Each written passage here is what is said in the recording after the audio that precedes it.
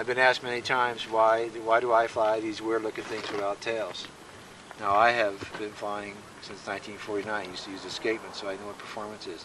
The advantage in a Simitar is, first of all, no stall. Will not stall, so that we get the wide speed range. We can go, I don't know how fast I can go, but we never get any Dutch roll with too much power. Wide speed range, it's very directional. Stays in any mode you put it in. You want to do a turn, nick a little aileron and fly.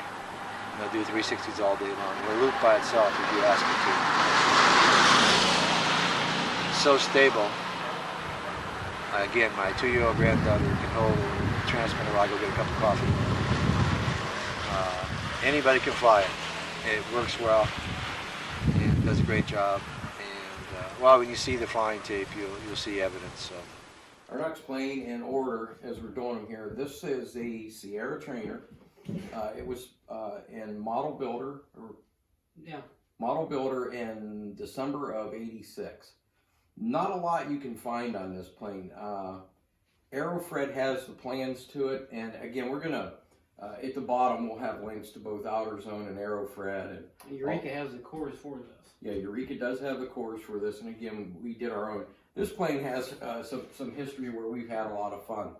The plane was really designed for tricycle gear, and I'm not a big tricycle gear kind of guy. So I try to make as many of Bill Evans's planes tail dragger as I can. The key to it is you have to get the wing so it's relatively flat. So you see that I have some pretty tall gear on here. My original Sierra Trainer, Matthew used to laugh because I tried to make it a four-wheeler. I had wheels in the front and the back, and it didn't work out real well. It was more of a ground racer. I eventually switched it to tricycle gear. It had a Fox 25 in it. It flew extremely well. The Fox 25 wore out. I kind of put the plane to the side, and it ended up, I don't know, we burned it, got rid of it, did something. But yeah, this is the latest build. I did this one here in February. I used to have a lot of fun with this. He calls it a trainer, but it will fly extremely slow, and if you were training someone and you keep the throttle back, it goes really nice. Really, really easy to fly. You have the rate set a little low, but you can crank it up. It's a bullet. It goes, it's quick. But this one here, I've got the high gear on it. It's a OS 25 FP. OS 25 FP, and you know what? That's a great thing you brought up. I got that OS 25 at a swap meet for $30. So, you know, this hobby doesn't have to be expensive. You can do things like go to a swap meet, go on eBay, and look for this stuff, and you can find it, and it's not doesn't have to be expensive. No. You can pick up, like at swap meets, you know, old wheels and brand new fuel tanks. Brand new fuel tanks, servos. There's a lot of guys that have boxes of servos for, you know, $9-10. You know, and they're perfectly good servos, and they work well for particularly stuff like this.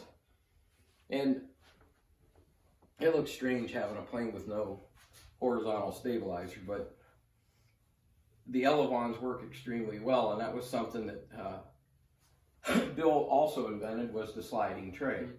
It was a mechanical mixer to give it up and right and left aileron, where today the radios all have functions to mix your elevons and do it in the radio. So in another video here, we'll show exactly how they work and what they do, in case you don't know. But yeah, this has been a great little plane. I really like it. And, I flew it actually this morning for the first time, and it flew extremely well. There was no disappointment there. And we'll move on to the next Simitar.